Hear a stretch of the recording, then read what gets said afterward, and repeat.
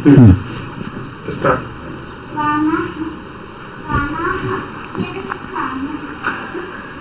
कक्षा 12th accountancy में आज हम पढ़ेंगे फर्स्ट यूनिट हमारी लाभ न कमाने वाली संस्थाएं।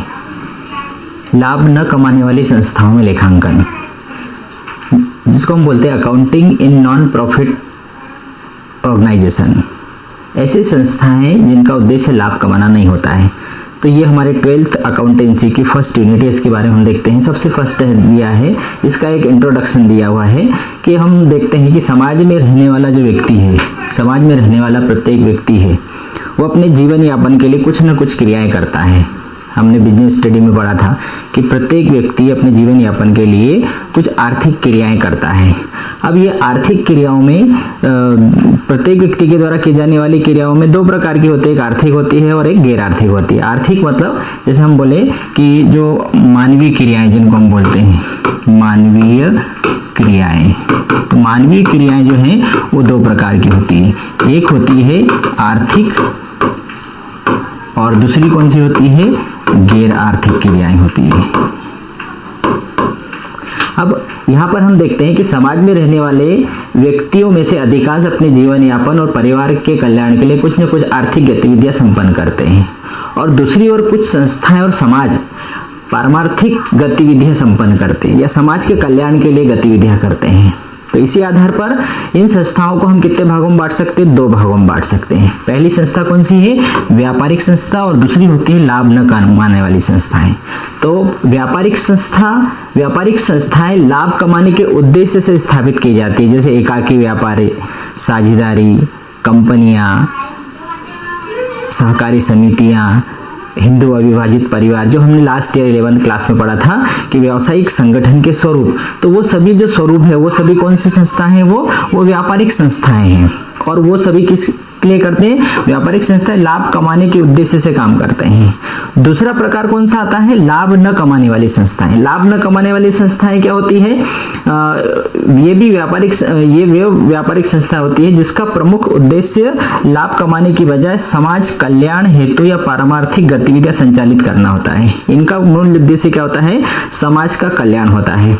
अब इनका ध्येय जो है लाभ कमाना नहीं होता है, अतः इन्हें लाभ न कमाने वाली संस्थाएं कहते हैं। इनका ध्येय या इनका उद्देश्य लाभ कमाना नहीं होता है, और इसीलिए इन्हें हम क्या बोलते हैं, लाभ न कमाने वाली संस्थाएं बोलते हैं। अब अपने उद्देश्यों की प्राप्ति के लिए ये संस्थाएं आय के स्रोत जुटाती है और प्राप्त राशि को व्यय भी करती है। अब जो लाभ न कमाने वाली संस्थाएं हैं तो ये व्यापार तो नहीं करेगी, तो फिर इनके आय का साधन कौन सा होगा, तो ये अलग अलग स्रोत से, अलग अलग माध्यम से आय जुटाती है और उसको खर्च भी करती है। तो ये गैर व्यापारिक संस्थाएं कौन कौन सी हैं, कौन कौन सी संस्थाओं को शामिल किया जाता है। अब इन्होंने देखा व्यापारिक संस्था और लाभ न कमाने वाली संस्थाएं। तो लाभ न कमाने वाली संस्थाओं में कौन कौन सी आएगी, सबसे पहला प्रकार आता है हमारी कौन सी, शैक्षणिक संस्था। सबसे पहला प्रकार कौन सा आता है हमारा,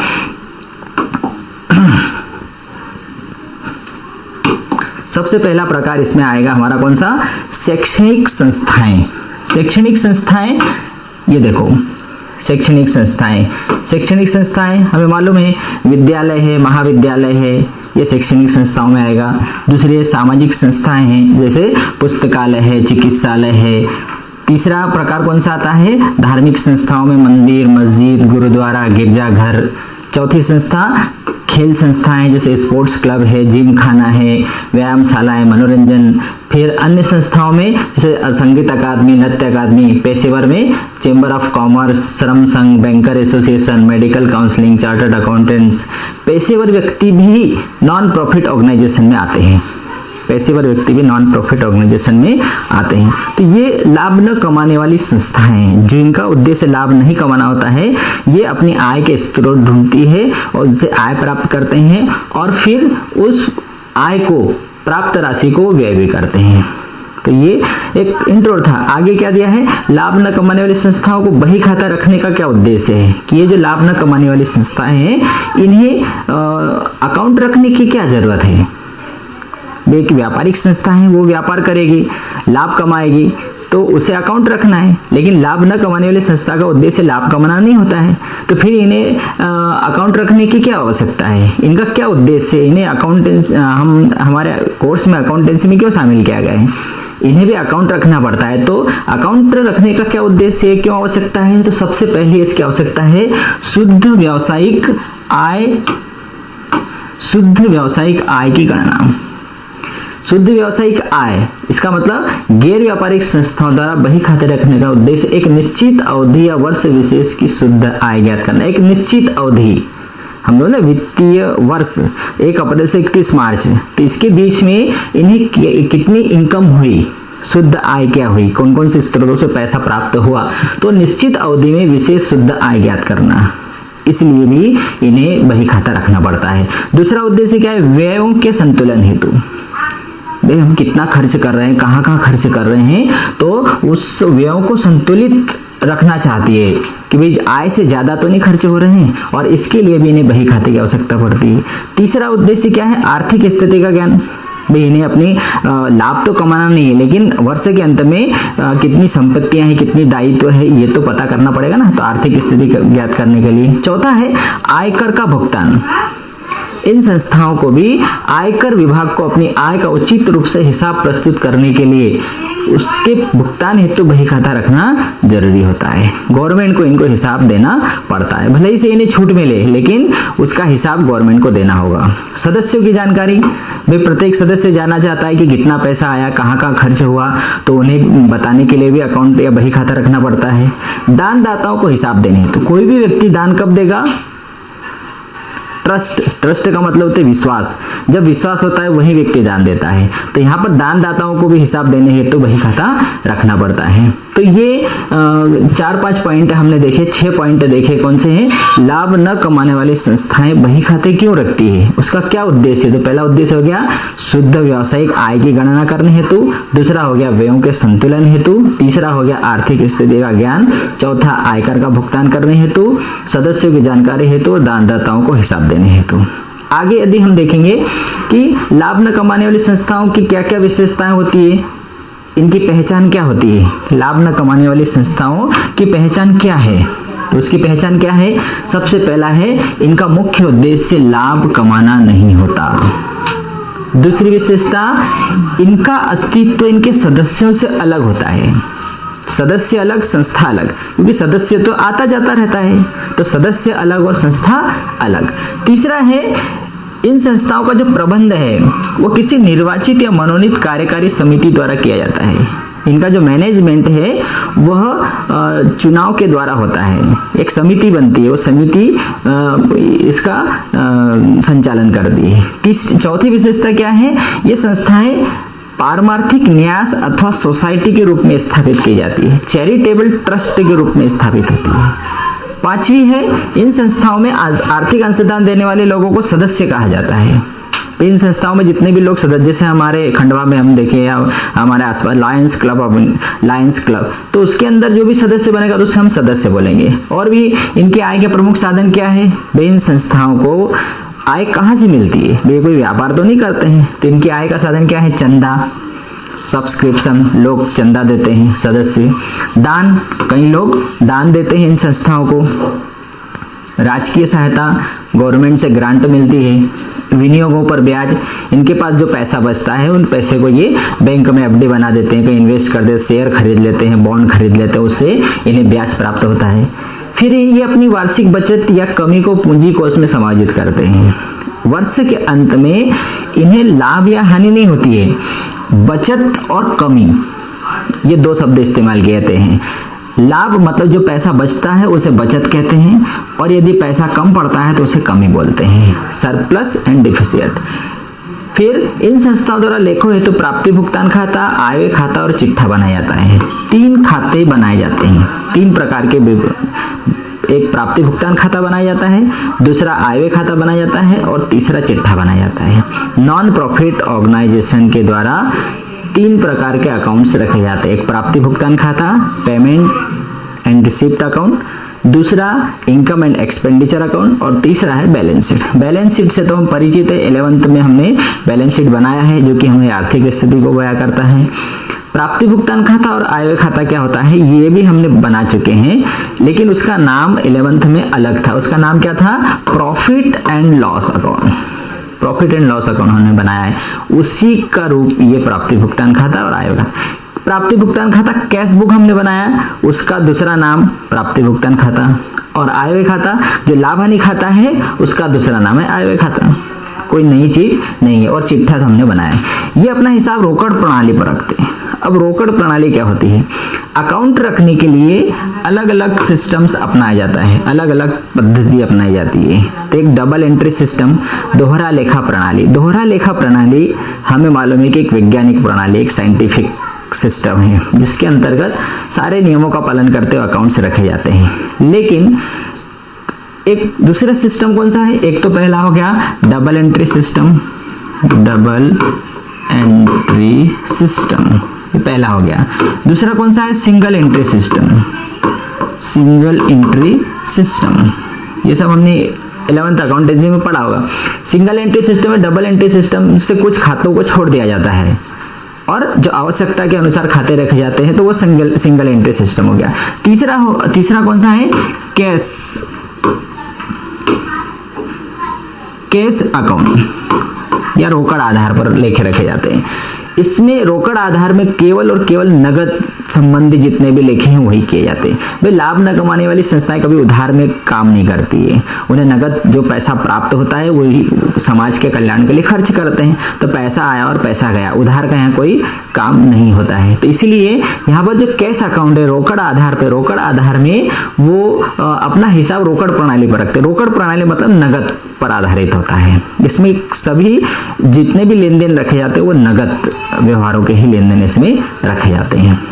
आगे दिया है लाभ न कमाने वाली और व्यापारिक संस्थाओं में क्या अंतर है? अभी हमने उद्देश्य पढ़ा, इसकी विशेषताएं पढ़ी, इसका अर्थ पढ़ा।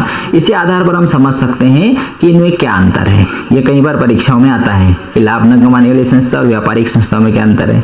हम खुद बता सकते हैं। व्यापारिक संस्था मतलब एक सिंगल ट्रेड जो होता है, सोल ट्रेड जिसको हम बोलते हैं, वो साझेदारी संस्थाएं, कंपनी है ना, ये व्यापारिक संस्थाएं हैं। और गैर व्यापारिक संस्थाएं अभी हमने बताया जो पेशेवर व्यक्ति है, शिक्षण संस्थाएं हैं, स्पोर्ट्स क्लब हैं, ये सभी गैर व्यापारिक संस्थाएं। ये दोनों में क्या अंतर है? तो अंतर का आधार यदि जानना चाहते हैं तो सबसे पहला है उद्देश्य। अभी हमने देखा व्यापारिक संस्थाओं का उद्देश्य क्या है?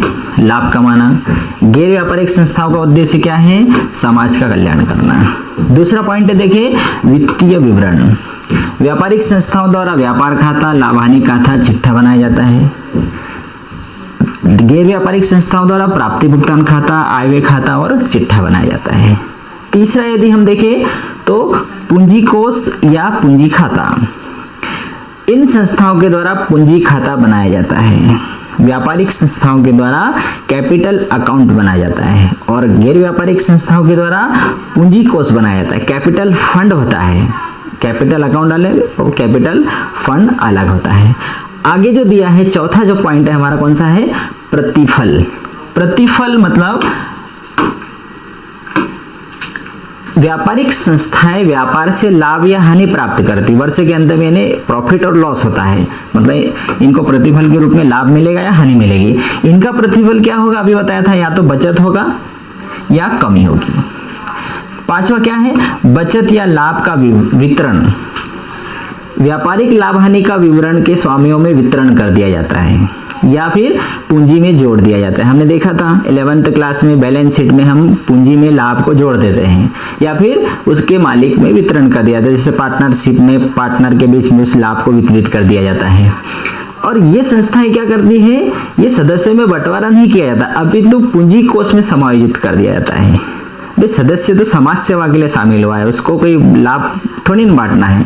तो इनको जो भी आधिक्य होगा तो आधिक्य पूंजी कोष में जुड़ जाएगा और पूंजी कोष में जोड़ने के बाद फिर उसी आधिक्य का समाज कल्याण में काम किया जाएगा। फिर प्रशिक्षित कर्मचारी।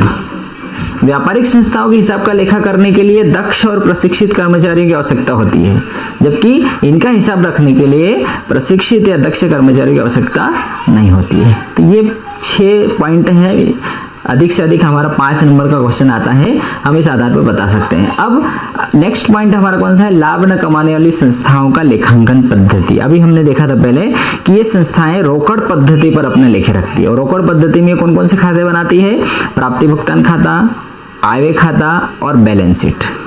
तो अब सबसे पहले रोकड़ पद्धति अपनाने के कारण ये भी प्रश्न आता है कि गैर व्यापारिक संस्थाएं रोकड़ पद्धति क्यों अपनाती है। तो सबसे पहला कारण क्या है, नगद व्यवहार, कि इन संस्थाओं का टोटली व्यवहार जो होता है कैसा होता है, कैश, क्रेडिट में कोई काम नहीं करते हैं, इसलिए रोकड़ आधार अपनाते हैं। दूसरा है कैश सिस्टम सरल है, भाई पैसा आया डेबिट कर दो, पैसा गया क्रेडिट कर दो। जब हमने कैश अकाउंट बनाया तो इसको अपनाना सरल है। प्रशिक्षित कर्मचारी की आवश्यकता नहीं, कैश अकाउंट बनाने के लिए एक नॉर्मल थोड़ी सी ट्रेनिंग से ही हम कैश अकाउंट, कैश बुक रख सकते हैं, उसके लिए हमें ट्रेनिंग लेने की जरूरत नहीं। मितव्ययी बहुत ही कम खर्चीली पद्धति है, उधार व्यवहार नहीं, इसमें कोई उधार व्यवहार नहीं होता है। प्राप्ति भुगतान खाते की जानकारी, हमें ये संस्थाएं व्यक्ति अपनी प्राप्ति तथा भुगतान एवं आय और व्यय पद्धति द्वारा सरलता से ज्ञात कर सकते हैं। भाई कैश बुक से हमें वर्ष के अंत में कितना कैश बचा है ये पता चल जाता है, आय व्यय से कितना बचत है और कितनी कमी है वो पता चल जाता है। सीमित लेन देन, इन संस्थाओं का सीमित लेन देन होगा, कितना पैसा आया और कितना गया इसका हिसाब रखना है। तो ये इस आधार पर ये संस्थाएं रोकड़ पद्धति अपनाने के कारण, ये संस्थाएं रोकड़ पद्धति क्यों अपनाती है वो चीज अभी हमने देख ली। और भी ये हिसाब की जांच, बचत घाटे की जानकारी, चिट्ठा बनाना। अब रोकड़ पद्धति में रखी जाने वाली पुस्तकें, वे रोकड़ पद्धति जब अपनाती है संस्थाएं तो ये कौन कौन सी बुक्स रखती है, भाई ये कौन कौन सी बुक्स रखी जाएगी। जैसे हमने देखा कि व्यापारिक संस्थाएं जो अपने अकाउंट रखती है तो जर्नल एंट्री, जर्नल बुक रखते हैं, फिर एक लेजर बनाते हैं, फिर ट्रायल बैलेंस बनाते हैं, फिर trading account, profit and loss account, balance sheet, ये सब बनाते हैं। लेकिन नॉन प्रॉफिट ऑर्गेनाइजेशन कौन कौन सी बुक्स रखेगी, तो सबसे पहले ये बुक्स कौन से रखते हैं, ये कैश बुक, हमें मालूम है कैश बुक समझाने की जरूरत नहीं है। दूसरा है स्टॉक रजिस्टर, क्या माल खरीदा और क्या बांट दिया। जैसे मान लो कई जो क्लब होते हैं, स्पोर्ट्स क्लब, बच्चों को स्पोर्ट्स की मटेरियल बांटते हैं, तो उन्होंने सामान खरीदा और बांट दिया, कुछ बचा भी होगा तो उसके लिए स्टॉक रजिस्टर में स्टॉक में कितना सामान आया कितना गया उसका हिसाब रखा जाता है।